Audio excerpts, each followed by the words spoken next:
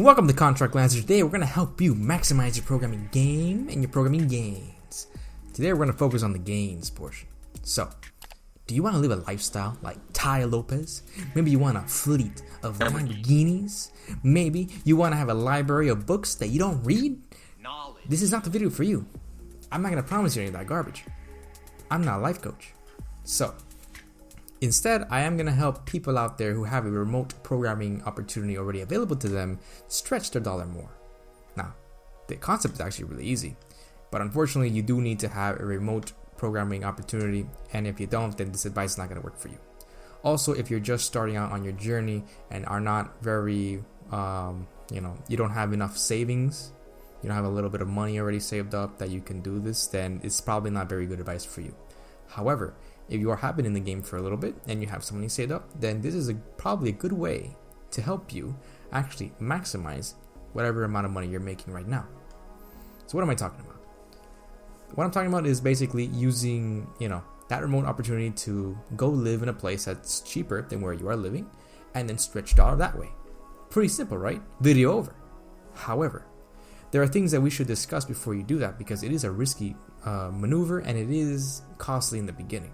It could pay off as you go forward, as you keep on working like that, but there's always a price to pay and there's always a sacrifice.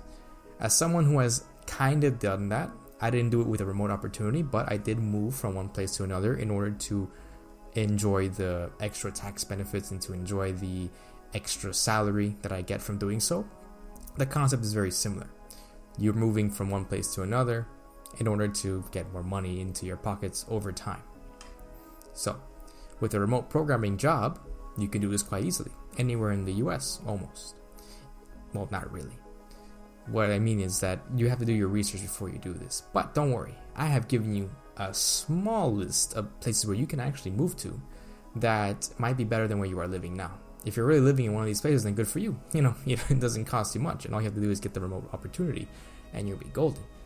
But if you're someone like me who is living in a more expensive area to live in, then it might be good to consider living in a much cheaper area, at least for a little while, as you accrue the wealth that you need in order for you to save time on, maybe putting a down payment on your property or investment, something for the future. Typically, more money is better than less.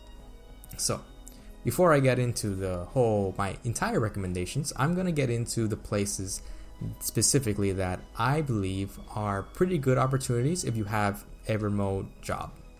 So, before we get started and I start showing you the actual places I recommend, I'm going to give you first a brief rundown of the criteria. So, there are three main criteria that I have, which are the state has to have low taxes, the cost of living has to be low as well, and the proximity to the tech hubs have to be fairly decent, nearby at least. Now, obviously the first two are kind of self-explanatory. You want a low tax area where you can save more money and not give as much back to Uncle Sam as legally possible. That's the trick. However, not all places are created equal, and let's say if you go to a no tax state like Florida, you're going to be paying a lot of taxes and property taxes and stuff. So there's some caveats here and there. Cost of living is the same thing. And finally, being near a tech hub. You can't rely on your remote job the whole time. So you also don't want to just restrict yourselves to remote jobs. You want to move to a place that if something were to happen to the job that you're in or to your income source, that you could have the best amount of chances to find another job, including one that isn't remote. So that's why you want to be close to a tech hub. Those are my three criteria. So I'm going to get started on showing you the actual places I recommend. So this here is a list of the state income taxes, and I'm choosing three states that can match my criteria. And remember, I'm looking for low taxes, I'm looking for a low cost of living, and I'm looking for places with tech hubs nearby. So the three places that I've decided to actually talk about today are going to be North Carolina, Nevada, and Texas, actually. So there. So as you can see, Texas and Nevada both have no income tax, but North Carolina has, the income tax bracket of about 5.25%, but that's okay because once you see the cost of living, then it will be, it'll make up for it. So let's get started with Las Vegas. So What I'm using here, I'm using a site called numbeo.com. I'm not sure about it too much, but I've looked onto other sites and I saw that the numbers are more or less the same. So this has a better breakdown, in my opinion, of your cost of living and how much your rent's going to be and all that stuff. So in this case, this is Las Vegas, Nevada. So Nevada, we know, has no state income tax. And here we have an estimated single person's monthly cost without rent is $892.84. So remember that, $892.84, and then down here, just get rid of this real quick. And down here, we're gonna have your apartments. So if you are in the city center of, I'm assuming you're a single person, by the way. So if you are in the city center, you will be paying about $1,200 a month, and if you're not, you'll be paying about $930 a month. So let's just go with the high end, $1,200 plus $892. Your rent and your personal costs are probably going to be about $2,100. For someone making about $100,000 or more with a remote opportunity, which is what I suspect you would probably aim for, because your remote opportunity would probably come from higher paying states, then that's a pretty good deal. $2,100 for your whole month, including your rent. It's not bad. Also, it doesn't have the state income taxes. However, I do know that Las Vegas has their property taxes, which are just going to get more and more, because I do know a little bit about the renting system that's happening over there, and they seem to be doing a little bit better than usual. So their property taxes might be going higher now. Just letting you know in case you're planning on buying something over there. I'm not a real estate agent. I'm just saying that, we got to include some of the other tax costs as well. It even has a little breakdown against New York. Even though I would use California because of it being a tech hub, I think New York is fine. That, your cost of living is 31% lower than New York, and your rent is 62% lower than New York. New York is a fairly expensive state. Moving on, I'll move on to Dallas, Texas. Dallas, Texas is very similar. So a single person without rent is $869.39. So we'll just say $870. And if we go down here again, we see your rent is between $1,054 to $1,485. So on the low end, it's about $1,900, and on the high end, it's gonna be around $2,300. So again, it's very close to Las Vegas, Nevada, and Dallas and Las Vegas, Nevada are both the tech hubs. So that's another thing I didn't mention before.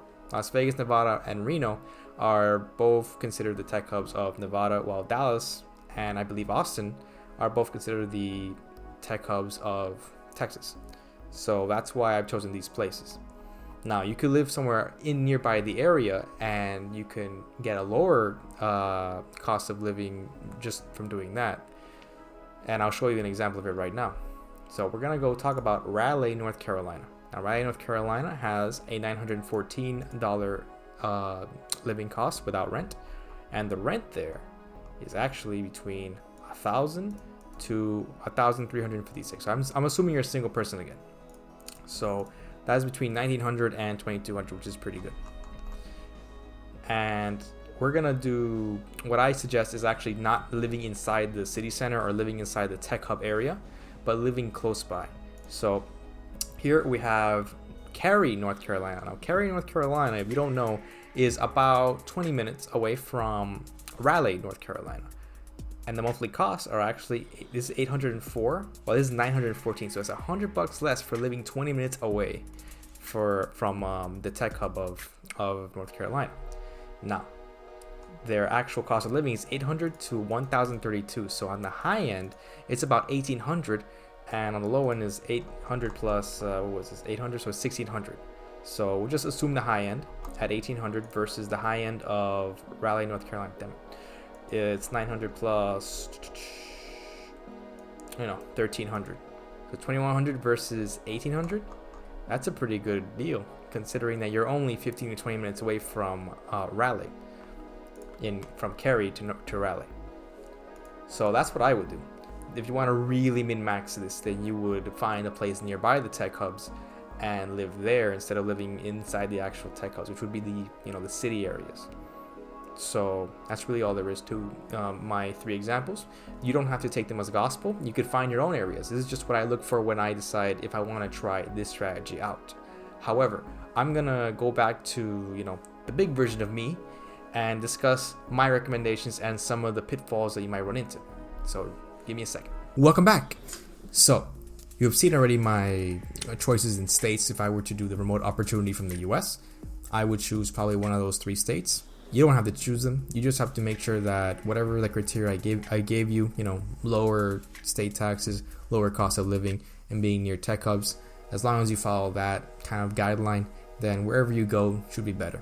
Also, you should do the math beforehand, obviously. If you're living already in a state that's pretty low taxes and a pretty low cost of living, then you don't have to do this. You just have to make sure that you get the highest paying job you can possible.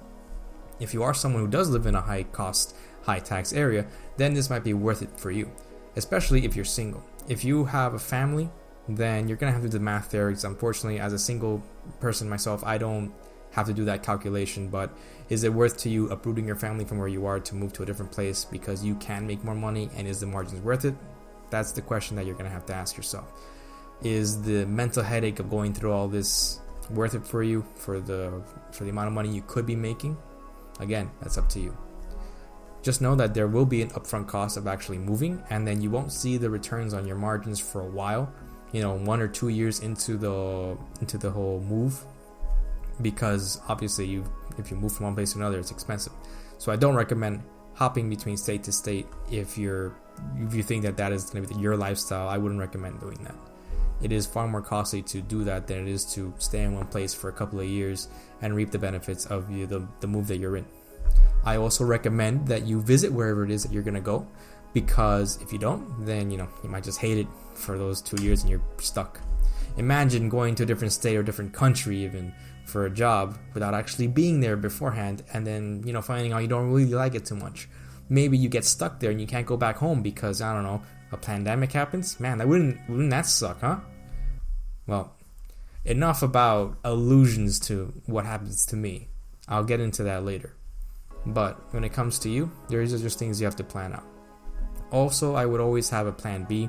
So whatever money you have, for rent and for your own living expenses, I would also include whatever amount of money it takes for you to return back to wherever you came from, because you probably have a support network, hopefully, and if something happens, then you can just go back and reestablish yourself again, and if you need be, try this one more time. It is a good way of maxing out your programming income, but there is a cost to it, both mentally and financially. If you're willing to pay it, then yeah, you could get really good returns on it.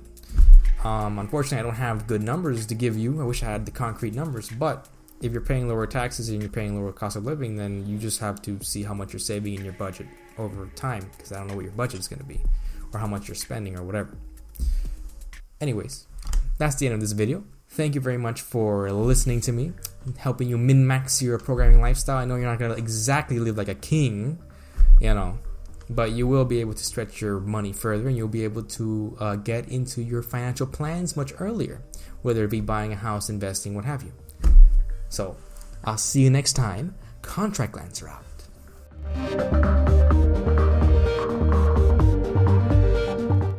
Welcome back, guys. Welcome back, guys.